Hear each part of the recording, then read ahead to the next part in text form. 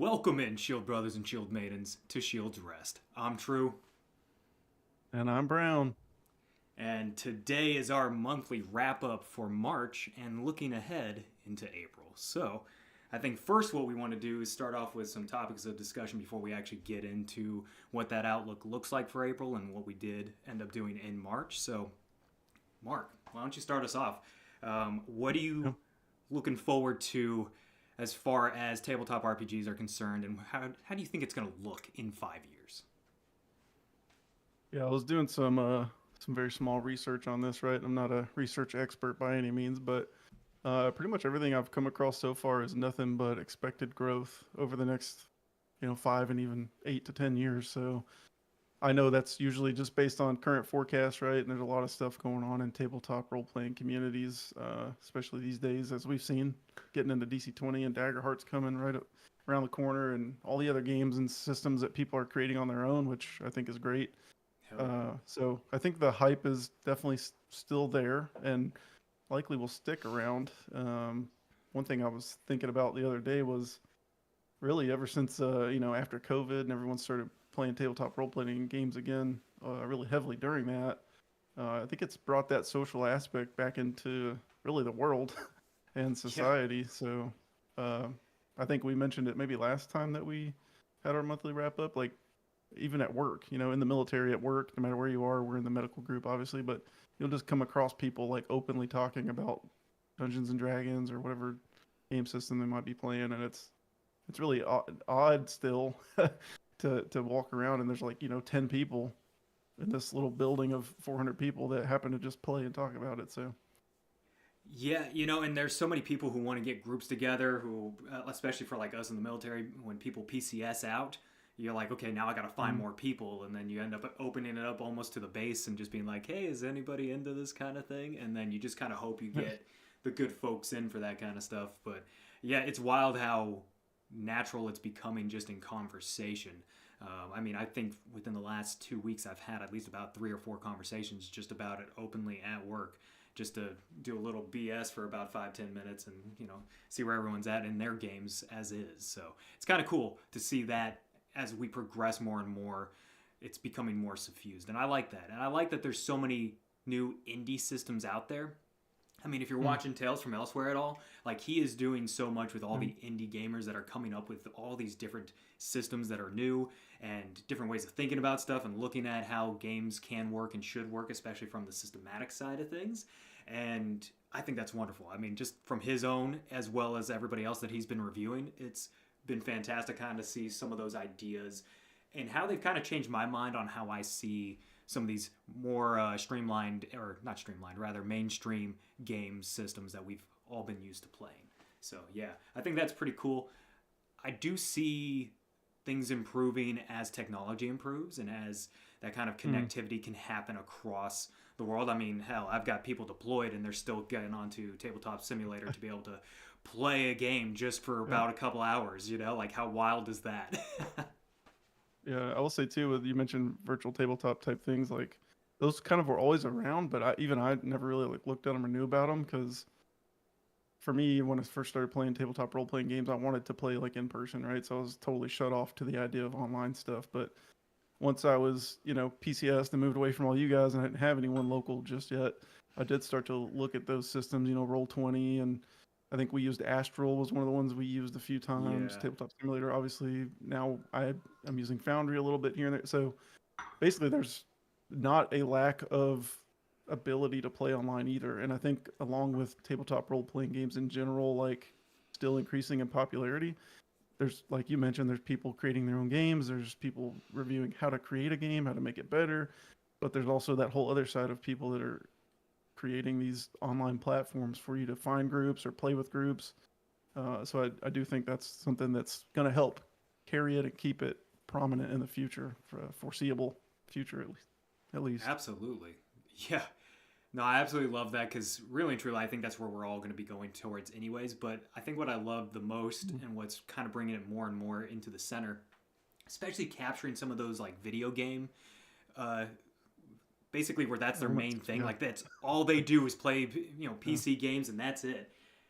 because of Baldur's Gate 3, it's like it's bringing a lot of folks Yep. into D&D and subsequently into other systems that are more Mm. in the vein of what that particular gamer enjoys. So I do like that, and it starts to, create more of a community that way. So yeah, I hope Yeah. we see more video games that are kind of based on some of those tabletop RPGs, because I'd love to see them redo like Vampire the Masquerade or bring in like Werewolf the Apocalypse into an actual video game situation to make it more World of Darkness, so that way we have something other than a D&D type video game out there. Yeah, no, I would love that actually. A little bit off topic, but my brother and we've been playing through a lot of older school games, and I don't know if anyone's heard of Dark Alliance. It's one of those line of games for Baldur's Gate, but Dark Alliance 2, we've been Oh. playing through that again, and it's so fun to just dungeon crawl and play through there and smash and stuff. So even though I'm not able to play tabletop role playing games like every day or whatever, I still have those older video games to play. So like 100%, if they release something or more current games, I'd totally be playing those. Hell yeah. They can Well, take my then- money for sure. Right, yeah, seriously, just take it all. Yeah, no, I absolutely love that. But I suppose that kind of brings us into really and truly what our current tabletop RPGs that we're both kind of looking at. What is that update for DC20? How's that looking exactly? Because I know they're coming out with 0.9, or they came out with 0.9. So what are Yeah, those it's out. updates, and what does that mean really and truly for DC20? What do we now get to do now? Yeah, so the current thing is 0.9, right? That came out on 17th of March, so got my hands on that, right? I've been digging through it still, done some things with it that aren't published on the channel just yet, but there are subclasses basically is the biggest thing that came to that, so at least 2, 3 if you count Paragon classes for every class, so there's like 39 classes. If you want to put a number on it, which is kind of ridiculous, but they're What the all hell is really Paragon? What the hell is Paragon? Yeah, Like, what is that? Paragon is a What does way that to even mean? not, yeah, it's a way to not pick like a certain subclass. So I'll just throw one out Okay. there that I'm familiar with, which would be like the Druid, for example. So for the Druid, you have your typical subclasses, right? So there's the Phoenix Druid or the Plant Druid. Those are kind of the two subclasses you can go into. But then there's Paragon Druid. So one of the main features for the Druid in DC20 is the domain feature. So they can create their own Druid domain within 8 spaces, I believe it is. And basically they can do a lot of fun stuff within that domain. So the going into Paragon would further increase your base Druid skills in a sense. So you would gain additional bonuses specific to the Druid's base skills versus like a subclass where you would get like a new set of skills or features to play through. So Okay. the Paragon is a very unique way to go like full on into your primary class without flavoring in a subclass too heavily. That's interesting. Yes, I think the Huh. Paragon, it's kind of like a hidden gem, right? I think some classes might even be better as a Paragon class. Oh shoot. Do tell. Like, what class do you think is going to be better as a Paragon class? I think the Champion is one that I was looking at most recently, and we Okay. did a video on that, which is coming out tomorrow on Monday. Sorry, my days are mixed up because I'm in Japan, but on Monday we're putting out a DC20 video for Marvel Rivals character build of Magic, who's one of the X-Men, and we use the Champion as that, and we actually add the Champion Paragon class to that. Okay. Essentially, the Champion in DC20 gets a tactical die, kind of like a fighter in D&D 5e. It works somewhat similar. Yeah. So if the Paragon class for Champion would basically increase that help die, that tactical die.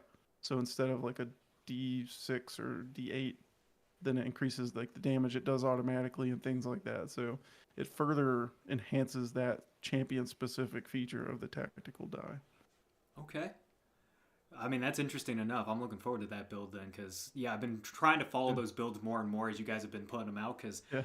I really do want to know more about DC20. I like the fact that DC20 still maintains a lot of the rules and probably adds on a few extra rules than what D&D actually has.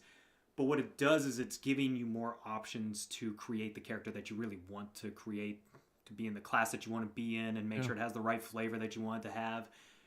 At first, I was definitely resistant to all those rules because, I've been playing Daggerheart for a little too long Just now. a new And system, that's all. that's really all it is, probably. But, it's that switching gears situation. But I do like that if you're going to go rules heavy, this is kind of the way to do it. This is kind of the way that you would want to go about rules heavy, where it does allow you to do a crushing blow rather than just a normal attack. It allows you to change up what exactly you are doing, instead of just your typical same old, I attack them. It's like, great, good for you. So yeah, I do like that. I do like the fact that Daggerheart is rules light, so you can flavor it in more in the, you know, how you describe it rather than the actual rules itself. But I do like rules being there to help that kind of thing along. So yeah, that's kind of why I've been interested in DC20 and why I'm hoping we eventually do a campaign in DC20. But I think we gotta wait till it comes out a little bit further. Yeah. I will. I don't want to steal the show too much with DC20, but the last things I'll talk about are the two more recent things that are being discussed. So obviously, 0.9 was like the big announcement. Yeah. Two other current things are 0.9.5. So it's like another update afterwards, and this talks a lot about changing the damage system and the resistance system. So, for example, there was physical defense and mystical defense, which were kind of what they sound like. Yeah. Now it's moving to an active defense and passive defense. Essentially the same, and a lot goes into that, right? Like go watch the Dungeon Coach's content on that. I'm not going to steal his thunder, but basically, like if an arrow's coming at you, that's an active defense because you can see one arrow coming. But if a fireball's coming, that's passive defense because you're trying to get out of the way, but you're probably still going to get hit by it a little bit. So it's that type of system that they're looking to bring in, and they're also reworking the initiative to make it a little better. Initiative system. Yeah, the initiative system was a little clunky. I was like, I'm not a huge fan, but I also figured I was just too used to also not only D&D, but Genesis and, of course, Daggerheart. So I got too used to those systems. So it was a little different for me, for sure. But I would have to check that out as far as how that defense system is going to work, because I'm kind of interested to see what way they're going about this now, because that is different for sure. It sounds very interesting, and also they've changed like armor and shields and the way they work. So yeah, I would definitely everyone go look at those videos of how they did that. But there's like a chart basically. So like, let's say you have a shield, you can basically add on features to the shield of like kind of what you would fit. So you have like a point buy system type thing for your armor. So you can make it block more damage, but you'll be less agile. So those type of properties that go on the armor or the shields and etc. are flexible. Everything in the system is flexible, which is why I love it. Some people might think it's a little weird maybe because like everything is like that, but that's one thing that brings me to it. So I do think that's kind of the way most tabletop RPGs are going to be going, instead of a very rigid class system and a very rigid subclass system where you just get these features and you have no choice, and there's no choice involved. Same goes for your race features. You have no choice involved. Like a lot of that is going to, I think, go the way of the dodo, whereas we're getting into more of like the way like DC20 does the species system. I love that. I think that's fantastic. Just the way that you can buy certain features and also take on certain detriments so you can get more features. I think that's kind of cool. Yeah, for sure. We just not to steal thunder, we'll move from DC20, but we have a couple chatters. Someone just saying welcome to the channel, and then one other person said thanks for the videos we did on the druids for Daggerheart. It helped him build his own, and they went with a clank. I was gonna try to talk to the clank, but you can maybe say something better than me.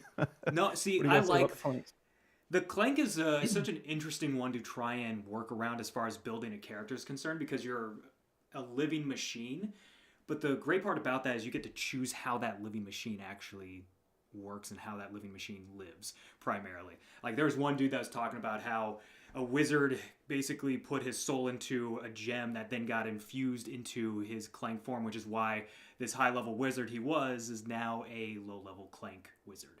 And so it was kind of a cool way of basically bringing in an old character into a new sort of species or a new sort of form. So with a druid, I think that'd be interesting to have kind of like an earth stone or something that's going on in there internally that is very nature connected, which is why your clank can do that kind of thing. I'd be interested actually to hear what your background story is on that character, because I think clanks are just fun in general. Besides their features, love the features, but the way you create that backstory for a clank is way more interesting.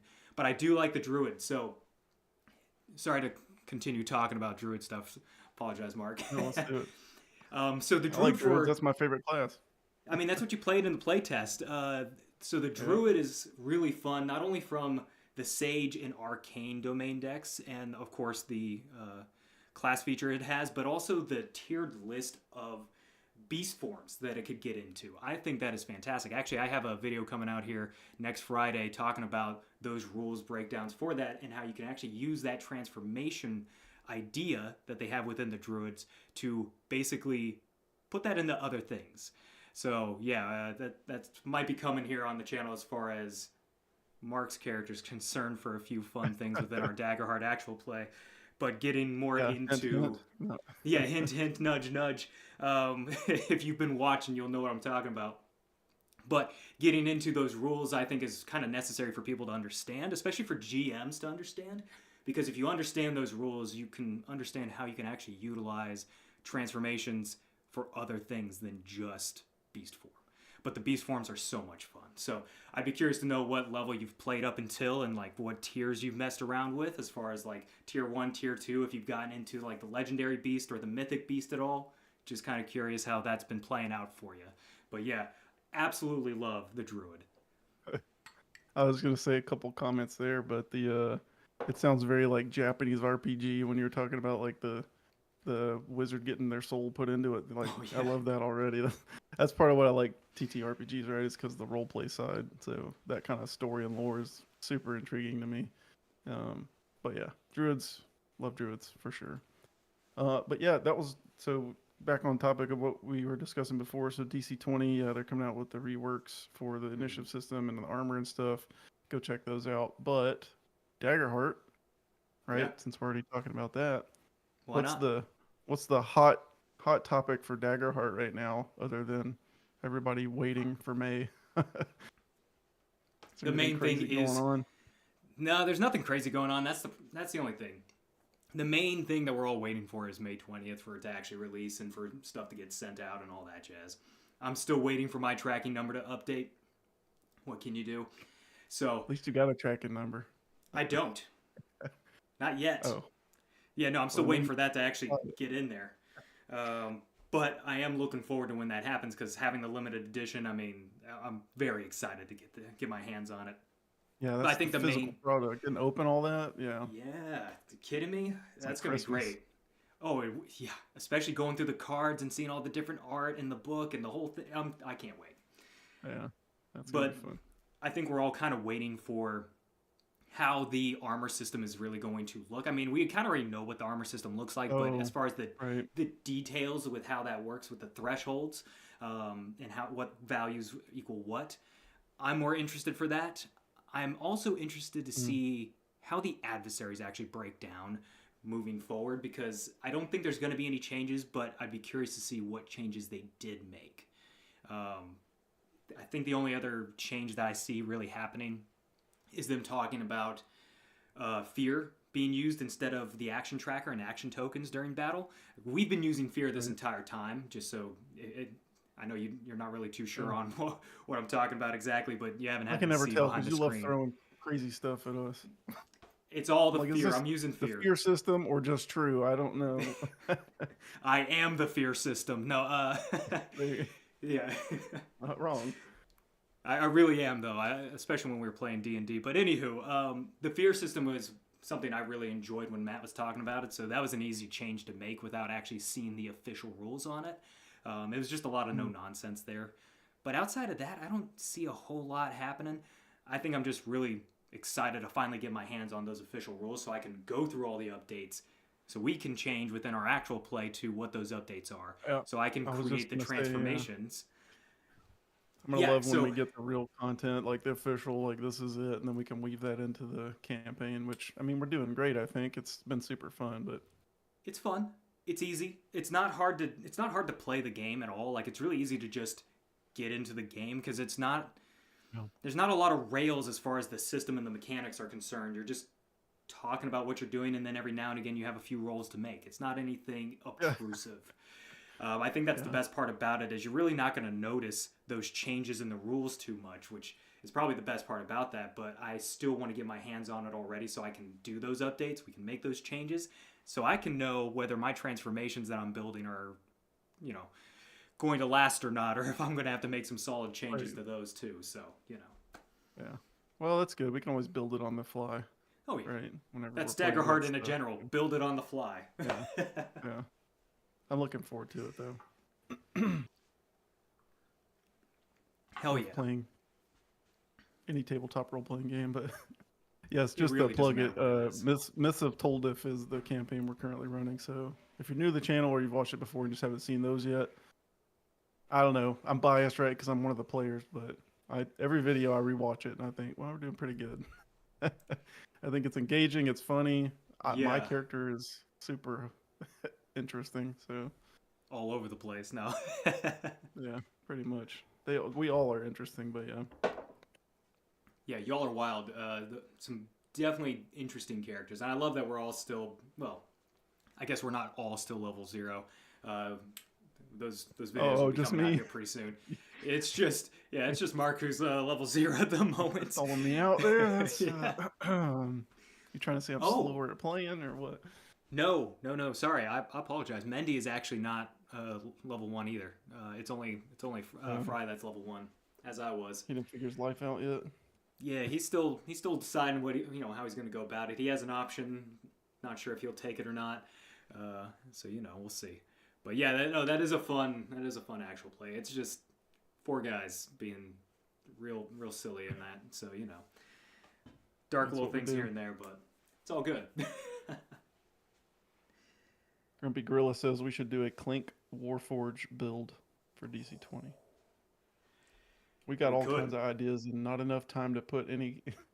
We'll definitely add in to our list though. I'll make sure we Yeah. add that on there because we have tons of stuff we want to do and That's a we great get idea. so like, which one should we do first? Yeah.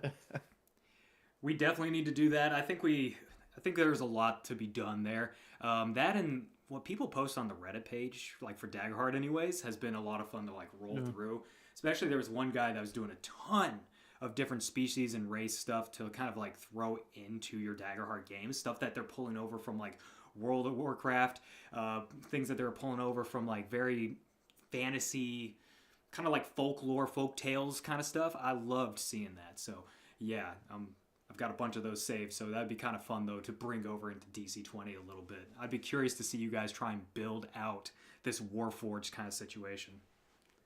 Yeah, I think the communities are, man, you can't beat a good tabletop role playing game community. Like the ideas and because everyone's got different experiences, exposure to stuff, but just like you were just saying, bringing in similar ideas from other content and like homebrewing it or tailoring it to fit the system you're using, that kind of stuff is just, that'll never stop. Um, we got Kellen Wilson, the guy that was talking about the Druid Clink thing. He says we're level 3 right now. Yep. Commissioned by his backstory. He was commissioned by a group of druids to protect their forest during the Civil War. I play heavy into beast and tank healing brute force. Love that. Love druids. He is Warforged inspired. Wish I Love could type that. longer messages. Yeah, sorry about that. Yeah, no, I absolutely love that. That's a great backstory to have, really and truly. Like there's not much more you need to throw in there. That kind of says it all until people start to get more into like what your character is as things get more, more and more revealed. But I love that. They So can do whatever they want.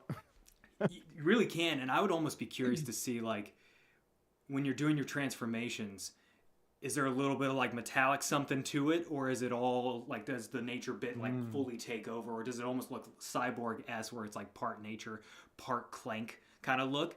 I'd be wasn't curious to thinking know about from that. that. Yeah, I'm just saying. Yeah, tell us, Colin Wilson, Yeah, where's the dude, clink part of your druid? How do you weave that into your forms? I'm dying to know at this point because curious. there's some great ideas out there for that kind of stuff. I mean, clanks, like I said before, you can do so much with. It's just and the way that you incorporate it too is very interesting. But what I love about that is all of that is just flavor. It's nothing that had to be built into the system. It's nothing that this person had to pick out and actually like do a point buy thing to try and do this. He was able to build that all up here and not even have to worry about how does that work in the mechanics. It's just flavor.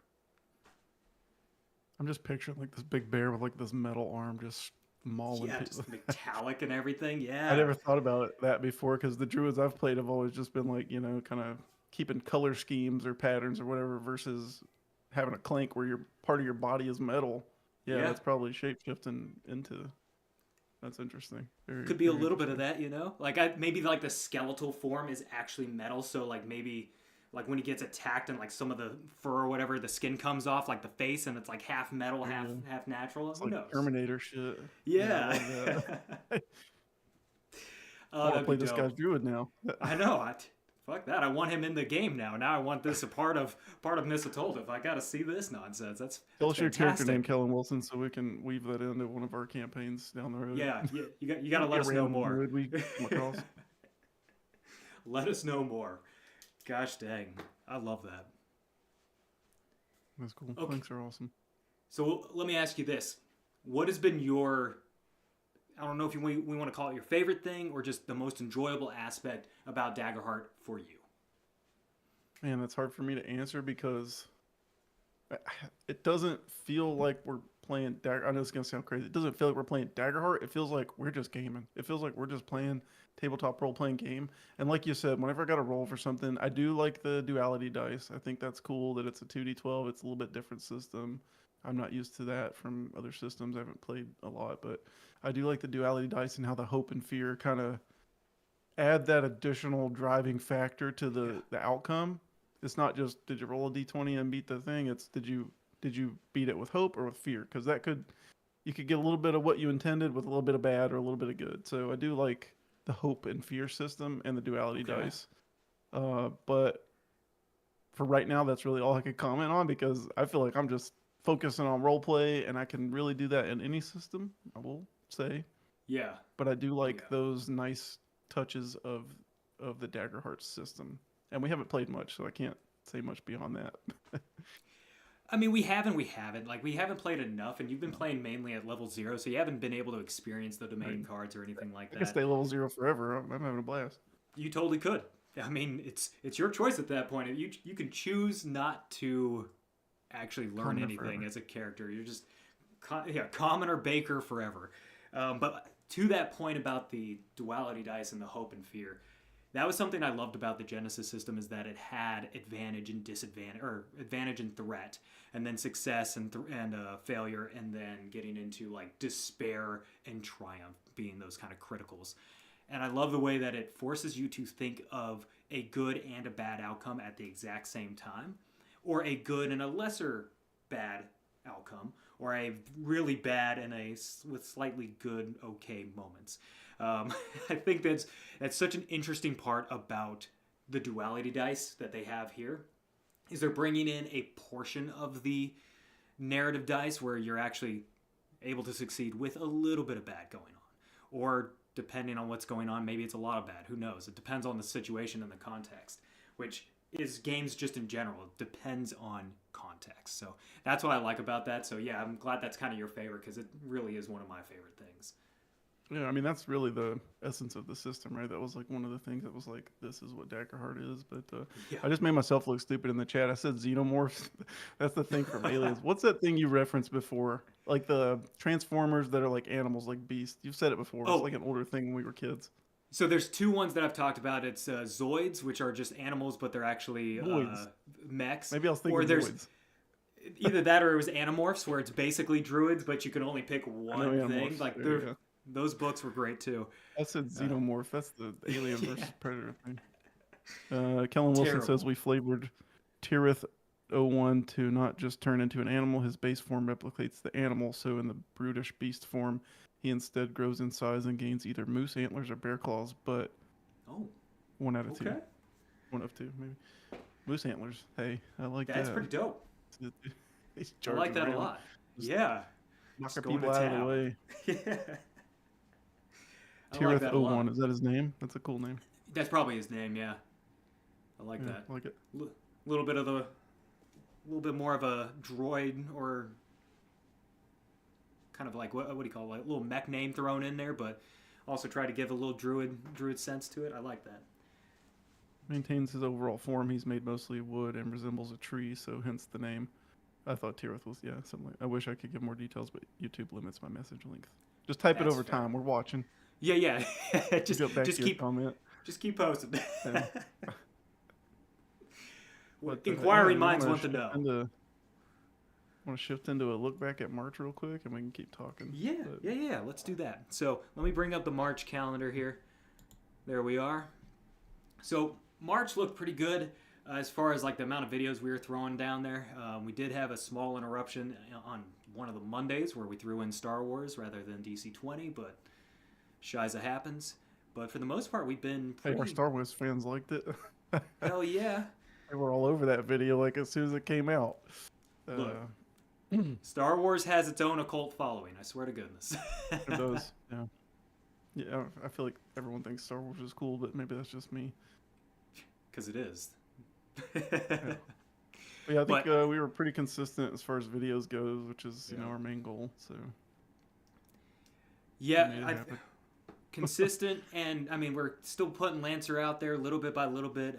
We've had to kind of stagger some of those days just for one of our members. He had a wonderful little event happen, so you know he's taking time to deal with that. So we're happy for him. But yeah, so we're going to be doing every other Wednesday with Lancer, which still excited to get through Lancer and to actually start doing more of that. And whenever we do our one shot, I cannot wait. yeah, but if you do want more Lancer, let us know. Please, But yeah. for now, it's every other week is what we're trying to maintain. So But that's our DC20 March. side. Oh yeah, go for it. Sorry. DC20 side, just carrying through the character build videos. I was just saying in March, and then Mhm. as we get into April, finishing those up. So we're getting really close. We only have 3 left to film and post. But the one coming out on Monday is the one right there on the 31st of March. So that one's done, ready, and posted, Nice. scheduled. Yeah, and y'all let me know if you guys are liking the adversary encounter build videos between the bandits and the guards. I have a skeleton one that's going to be coming out. I'm going to be doing the Verdant Defenders as well as the Grove Guardians. I'm going to combine those guys together, and then I'm going to be getting into Noble Forces as well. So if you guys are interested in that, let me know. I also have, actually coming up here, let me pull up April here. I say, I mean, obviously we think they're useful because you're filming them, but I will say, I do like. I think those are good, quick things for people that are DMs or want to try DM, GM, Yeah. whatever you want to call it. Those are good ways to watch that video, get a good baseline of how you could use that, flavor it into one encounter or something. So I think they are helpful.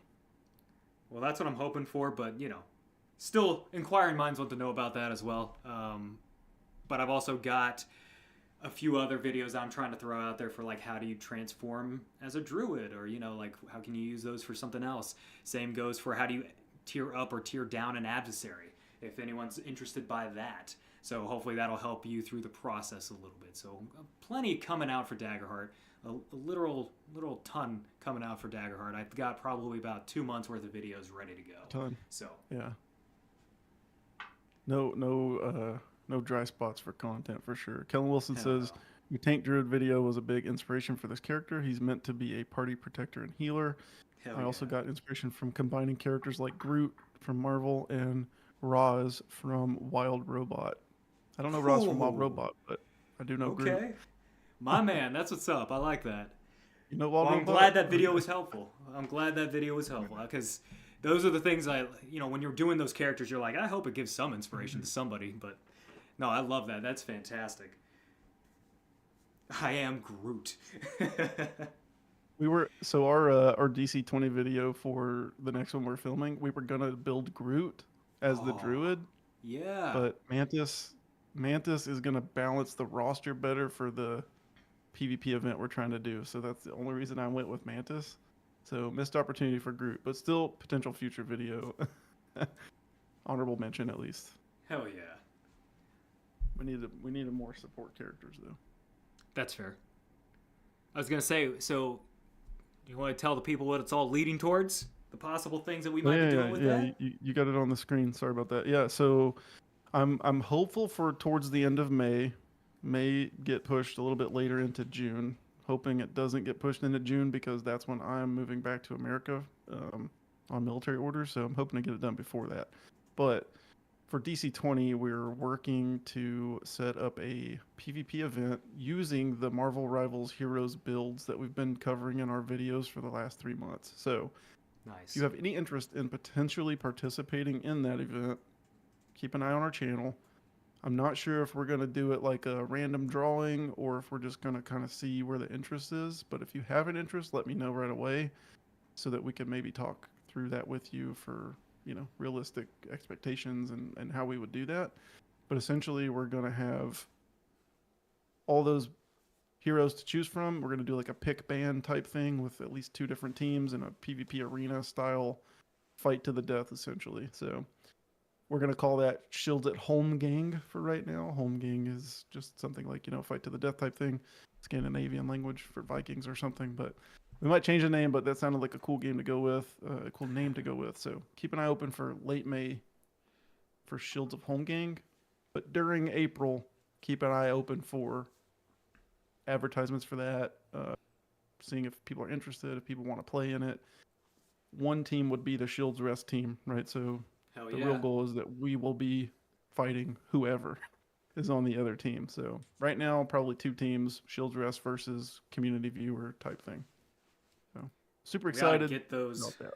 We ought to get the Bardic Aggravation guys. I'm just saying. Bardic Intimidate me. Aggravation. Do But stuff yeah, with us. no, I'm joking. Yeah, I'm gonna reach out. I'll wait for us to grow a little bit before we try to approach them. That's fair. But it's on my mind. On my mind.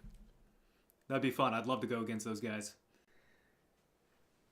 Helen Wilson says Mantis is good. Another viewer says group for the win. Love that I got to finally watch your live wrap up. Thank you. We love that you joined us. Hell yeah. Oh, not just a healer, man. Not just a healer's been on this for a bit with us, so absolutely love that. Yeah. I recognize the name. Appreciate that. Almost sad that, but that he didn't win that giveaway a while back. There'll be more maybe later, Mhm. but yeah. Eventually. But that's DC20 for April there. I think you already talked through some of your stuff for Daggerheart, but Yep. Yeah, so I think that kind of covers it for what our wrap-up video is going to be and looking ahead into April. So if there's anything you guys are very interested in seeing more of, please let us know, because that helps us as far as what kind of content we should be doing, because there's so much to do. It helps when our community can help us focus on where it is that's going to help you the most, where it's going to be beneficial to you. So always curious, especially from a DC20 side, from the Daggerheart side. Lancer's just one we're doing for fun, so we're just putting it out there as we go. But for those 2 in particular, whatever you guys find more interesting, whether that is more actual plays, whether that's more character concepts for Daggerheart or DC20, whatever it is, let us know, because we are dying to know so we can actually create more for you. All right. You got anything else to wrap us up here? no, I think that's it. Just one last thank you to everyone that joined. Loved actually seeing people in the chat to comment, interact Hell with yeah. us. That's what I'm looking for every time. So I thrive off of that. But just to echo True's thoughts, yeah, if there's anything you don't like, also let us know, because we don't want to waste our time either. if it's the DC20 stuff, I won't be offended. It'll help me to get better. I'm always receptive of feedback, and I love criticism if it's helpful. So let me have it. Yeah. That's it. Fantastic. Well, thank you guys for stopping by, and until the next one, keep that shield wall strong.